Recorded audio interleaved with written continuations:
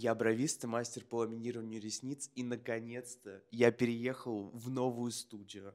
Поэтому сейчас я вам буду делать рум-тур. Мы начинаем с первого этажа, и нас сразу же встречает ресепшн и такой своеобразный кофе-уголок. После мы переходим к моему рабочему месту на первом этаже. Это кушетка, моя любимая кушетка. Мой коллега Семен. И, конечно, кухня, холодильник и обязательно стерилизатор. Мы с вами поднимаемся на второй этаж, где тут такой камерный уголок для второго мастера. Естественно, у нас сразу же есть кушетка, рабочий столик, потом есть столик для обучений.